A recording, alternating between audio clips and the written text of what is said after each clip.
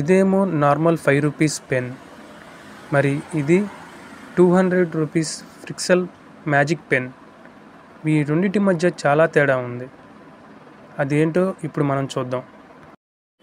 నార్మల్గా మనం ఈ 5 రూపీస్ పెన్తో రాసినప్పుడు తప్పుపోతే అస్సలు చెడపలేం, ఇట్లా కొట్టిపాడేయడమే. అప్పుడు చూడటానికి చాలా చండాలంగా ఉంటుంది.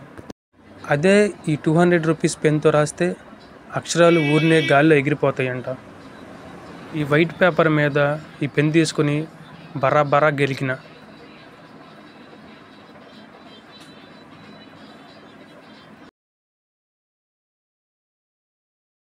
ఇప్పుడు దీనికి ఫైర్ యాడ్ చేస్తే అర్రే అక్షరాలన్నీ ఈజీగా మాయమైపోతున్నాయి. ఒక్క అక్షరం కూడా కనపడతలేదు. మళ్ళీ పేపర్ అంతా వైట్గా ఎలా ఉందో అలా వచ్చేసింది. ఇప్పుడు ఒక ప్లెయిన్ ఎల్లో షర్ట్ మీద మనం ఇష్టం వచ్చినట్టు రాసుకుని ఇప్పుడు దీనికి ఫైర్ యాడ్ చేద్దాం. ఇప్పుడు దీనికి ఫైర్ యాడ్ చేస్తే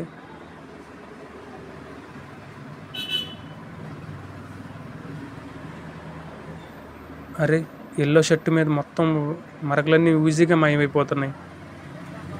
ఒక్క మరక కూడా కనపడతలేదు. అదే ఇప్పుడు ఈ పెన్నుని పాట్లుగా విప్పదీసి చూస్తే ఇలా ఉంది.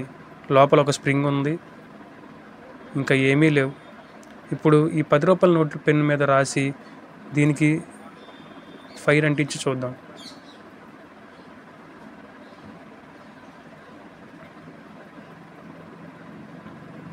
అరే ఈజీగా మాయమైపోయింది.